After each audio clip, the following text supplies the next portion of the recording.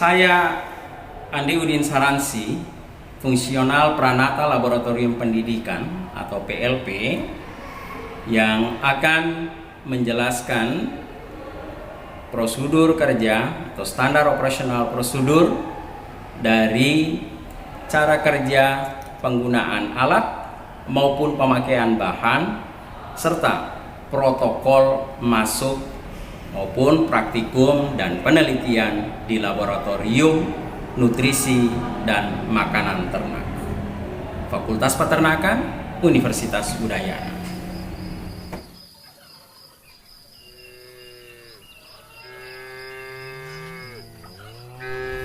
Dalam praktikum ilmu nutrisi dan makanan ternak, beberapa peralatan yang dibutuhkan yang akan kami tunjukkan, yaitu alat bantu atau equipment laboratory. Itu adalah alat-alat bantu tersebut atau secara umum ada neraca, ya. Neraca kita punya dengan 0,001 gram, 4 angka di belakang koma minimal.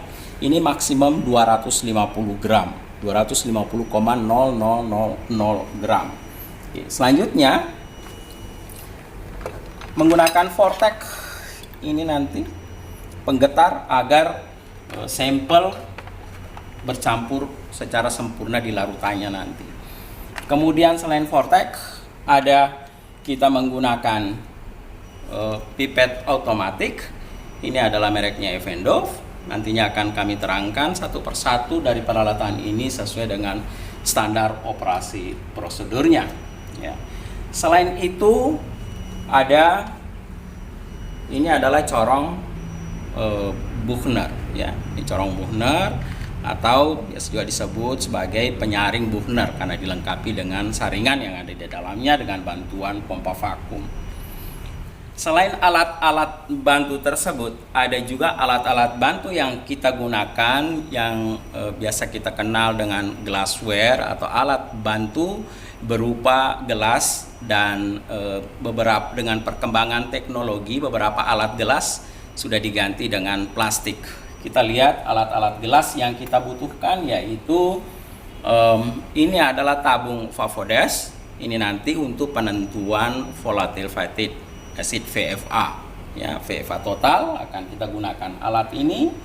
Kemudian kita butuh tabung reaksi untuk mereaksikan reagensia terhadap sampel untuk penentuan amonia. Ini kemudian ada labu takar atau labu ukur.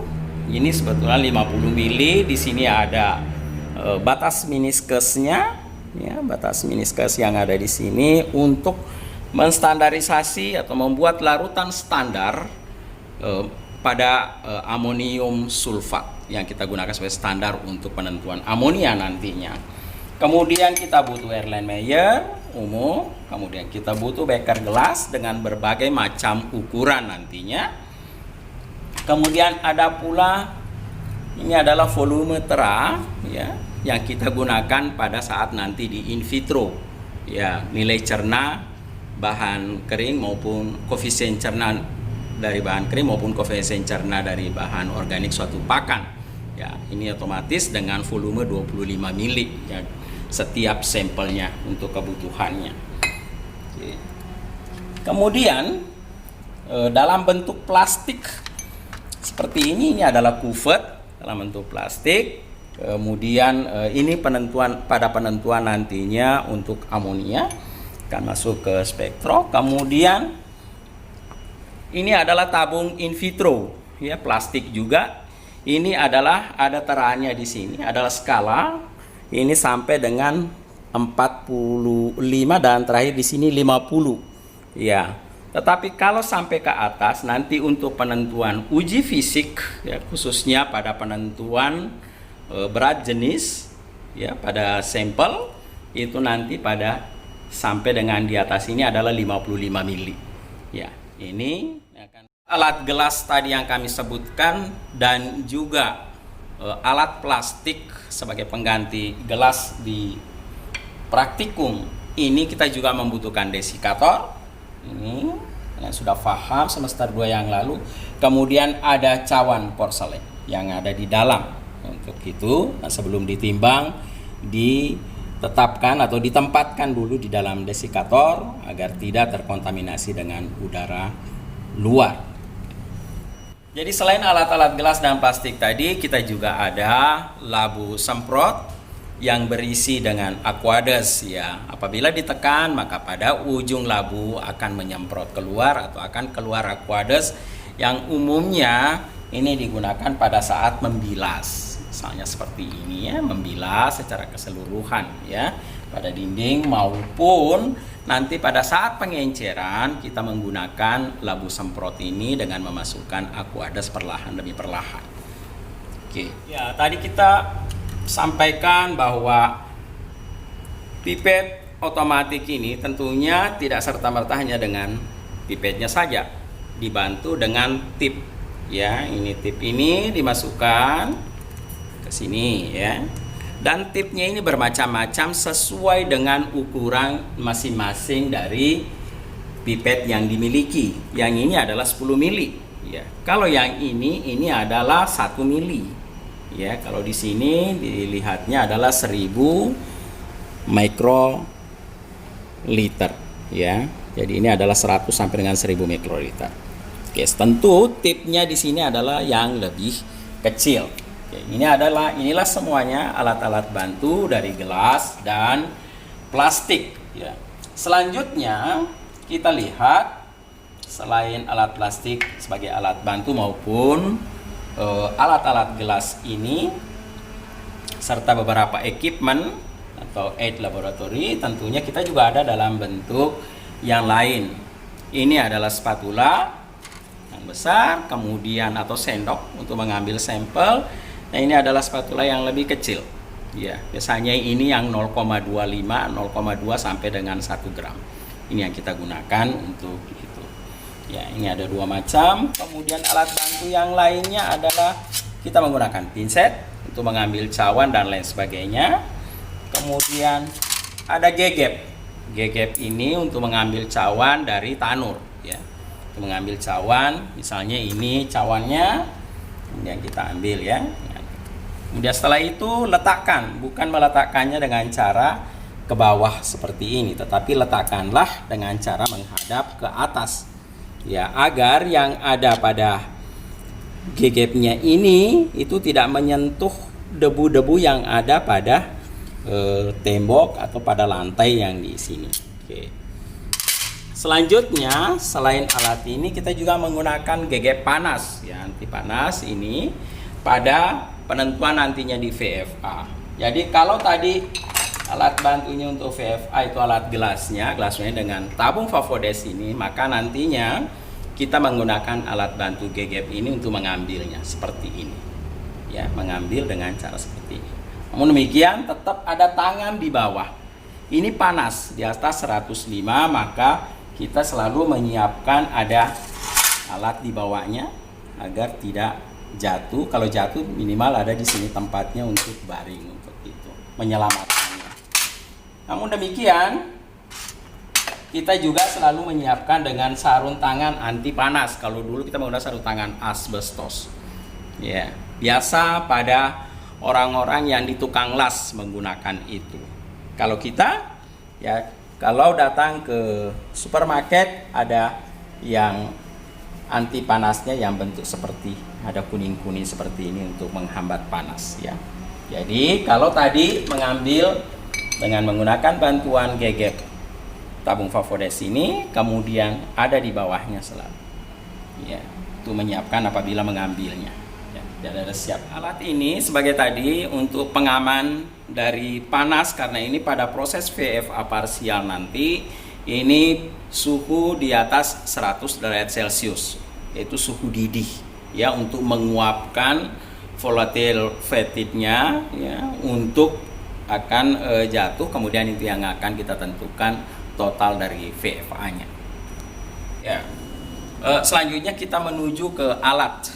Ya, kami akan memperkenalkan ini adalah alat dari Favodes seri 50. Sebenarnya ini digunakan, alat destilasi ini digunakan untuk penentuan nilai protein secara dengan metode Kedal ya. Namun demikian, destilasi di sini bisa juga untuk penentuan VFA. Ya. Jadi ini ada tabungnya, sama tabung yang ini tadi kami sampaikan, yang kami sebutkan.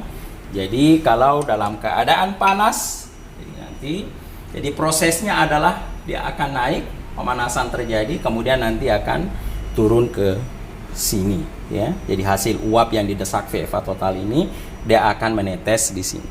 Ya. Ini alatnya, dan ini dikendalikan oleh komputer. Ya. Dikendalikan oleh komputer, tentunya dengan berbagai macam analisis dengan cara destilasi di sini, ya, dengan menggunakan Favodes.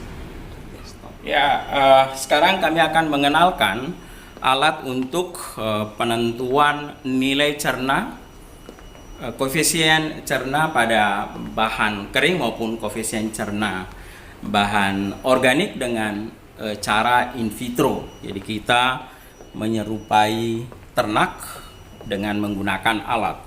Jadi alat ini dengan menggunakan penangas air yang bergerak. Ya, jadi mengocok dengan otomatis.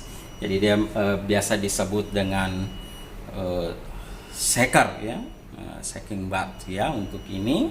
Kemudian ini alatnya. Jadi sampel yang sudah ditimbang di sini, ya, kemudian ditambahkan dengan cairan rumen dan ditambahkan dengan buffer saliva, kemudian dimasukkan di sini, ya, diinkubasikan dengan suhu 40 derajat Celcius, nanti akan muncul di monitor ini. Kemudian nanti selanjutnya akan ditetapkan dengan 2 kali 24 jam, kemudian ditambah dengan 2 kali 24 jam dengan pepsin. Jadi semuanya di sini. Jadi dia di sini seolah-olah sebagai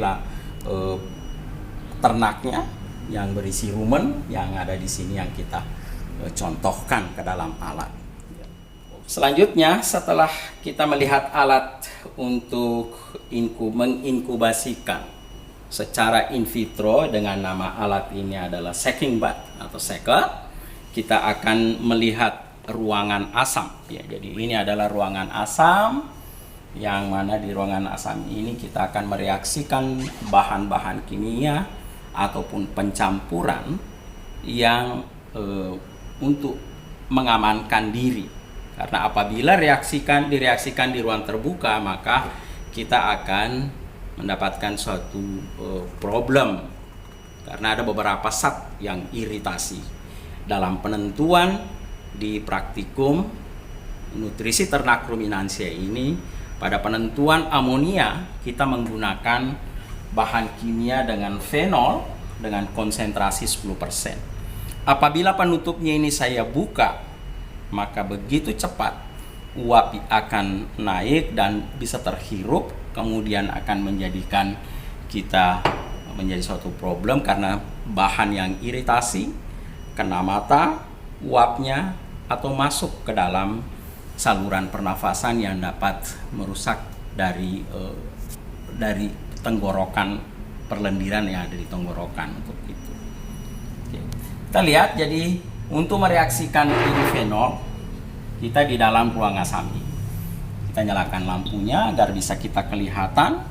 Kemudian nyalakan blowernya ini, ya, ditandai dengan menyala lampu hijau. Kemudian kita tutup. Ya. Dan di sini akan naik. Dan nanti akan SOP dari penggunaan ini akan kami nanti sampaikan lebih lanjut.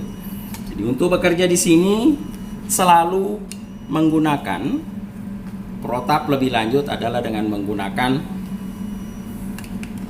masker khusus, ya.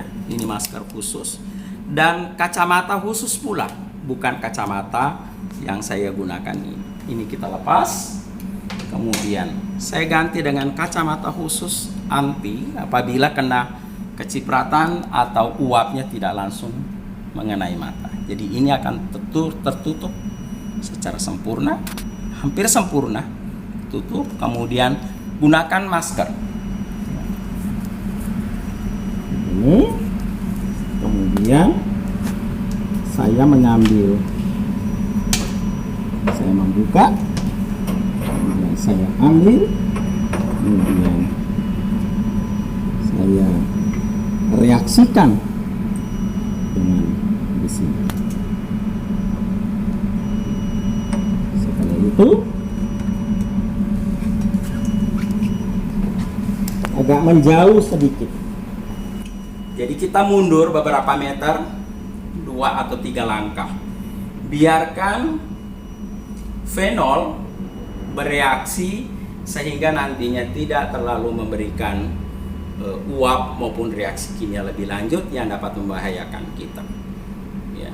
Dan di sana setelah itu baru direaksikan dengan reaksi selanjutnya dan sudah aman untuk dikeluarkan di ruang terbuka. Oke.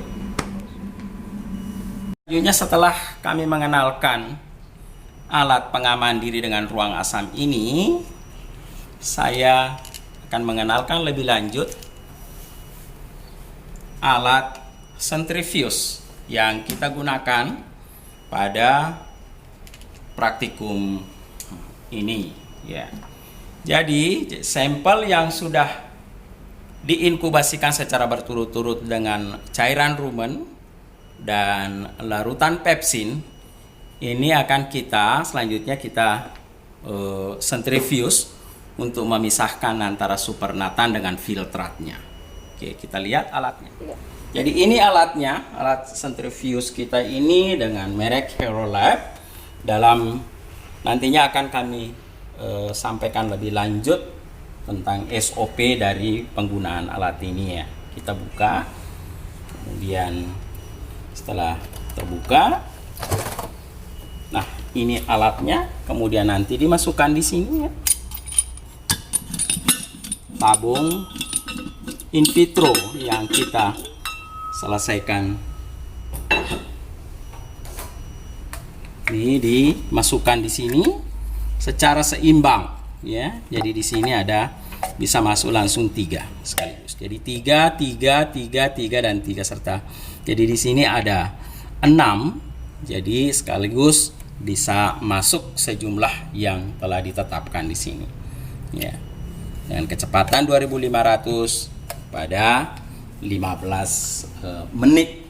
Jadi itu sudah menunjukkan ada dengan selesainya sampel yang kita pisahkan antara filtrat dan supernatannya. Ya, supernatannya kita lebih lanjut mengukur volatile fatty acidnya, VFA totalnya, kemudian juga mengukur jumlah amonianya, kemudian selanjutnya yang menjadi endapan itu yang kita gunakan untuk ditentukan nilai koefisien cernah bahan keringnya maupun nilai cernah dari bahan organiknya. Jadi itu selanjutnya pula begitu juga pada penentuan dalam uji fisik. Jadi sebelum nantinya kita saring ya, itu juga sama ya dengan kecepatan yang sama, yaitu sebanyak 2500 rpm dengan 15 menit. Setelah itu baru kita saring. Jadi ini untuk membantu agar lebih cepat ya, agar lebih cepat proses penyaringan, karena dalam melaksanakan tersebut kadang cukup lama untuk itu. Dalam praktikum ini, praktikum nutrisi ternak ruminansia, ini laminar flow dilengkapi dengan aliran gas CO2. Jadi di sini kita mereaksikan cairan dari rumen yang dicampur dengan larutan McDouglas dalam buffer saliva yang kita gunakan. Itu harus dibantu dengan mengalirkan gas CO2 agar rumen yang terkandung mikroba, yang mikroba ini hidupnya dalam kondisi anaerob, tidak ada oksigen. Untuk itu maka dibantu dengan CO2 kita alirkan di sini. Jadi kita bekerja di sini tetap aliran CO2 masuk ke dalam larutan di dalam alat di laminar flow ini. Biasanya kita tutup setengah, kemudian kita melakukan suatu pekerjaan sehingga tidak banyak oksigen yang masuk. Kalau toh ada oksigen masuk, di dalam larutan itu tetap dalam kondisi anaerob karena CO2 ada di dalamnya membantu untuk itu. Oke. Ya, untuk mengukur amonia rumen kita menggunakan spektrofotometer, yaitu untuk mengukur serapan warna yang terbentuk. Makin pekat warnanya, maka serapannya juga atau absorbansinya juga makin tinggi. Jadi berbanding langsung. Tetapi kalau melihat dari persen transmitansnya, maka dia akan berbanding terbalik, membentuk seperti kurva. Jadi, kalau absorbansinya, serapannya, maka dia akan membentuk garis lurus. Ya. Jadi kita menggunakan alat dari spektrofotometer ini. Nah, kalau melihat ya, di sini ini adalah alat dari Savas Monaco dengan MC UV MC pangkat 2. MC2 maksudnya lebih dari satu sel, lebih dari satu tempat yang untuk kuvet ini di dalam. Ya. Ini ada 10 berjejer. 1, 2, 3, 4, 5, 6, 7, 8, 9, 10. Ada 10 bisa masuk kuvet di sini. Jadi 1 ini blanko, kemudian 2 sampai dengan 10 itu adalah sampel, ya, seterusnya dan seterusnya. Sehingga sekaligus membaca ada 9 sampel yang akan langsung didapatkan hasilnya. Ya. Jadi di sini tentunya terkoneksi dengan komputer. Dari komputer dikendalikan programnya, kemudian akan menjalankan alat sedemikian rupa dan memberikan hasil untuk itu. Nanti akan dijelaskan lebih lanjut untuk standar operasional prosedur dari alat ini. Alat ini adalah oven forcet yang dilengkapi dengan blower atau kipas yang menyedot keluar dari uap-uap udara, uap-uap air yang ada di dalam, gitu ya. Jadi ini adalah untuk mengeringkan sampel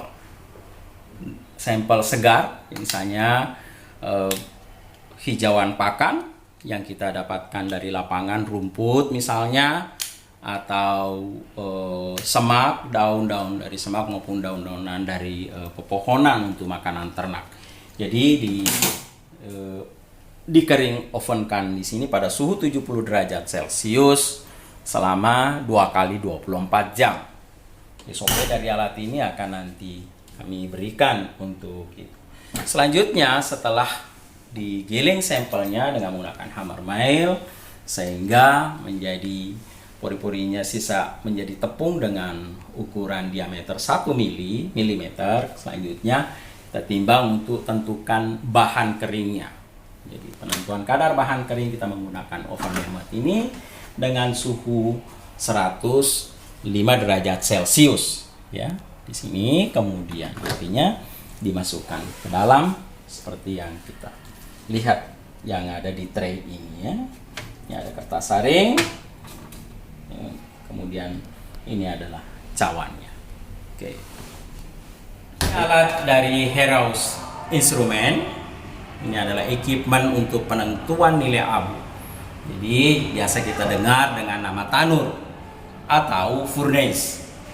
Heraeus ini adalah alat yang kita gunakan untuk menentukan bahan organik dalam praktikum ilmu nutrisi ternak ruminansia ini. Jadi di sini dimasukkan sampelnya dengan cawan porselen, kemudian nanti akan ditentukan, akan diabukan dengan suhu 600 derajat Celcius, kemudian nanti akan ditentukan. Jadi ada 2 penentuan di sini, yaitu penentuan bahan organik dan penentuan nilai cerna dari koefisien cerna bahan organik dalam praktikum ini.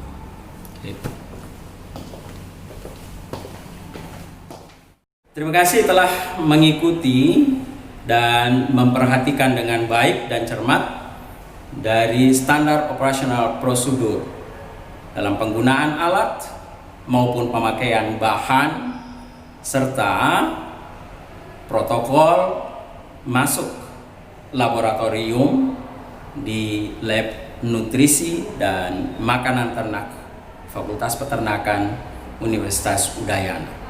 Bila ada suatu dan lain hal yang perlu dipertanyakan lebih lanjut, dapat menghubungi kami. Salam sehat, kemudian kita semuanya dilindungi olehnya di masa pandemi ini. Terima kasih.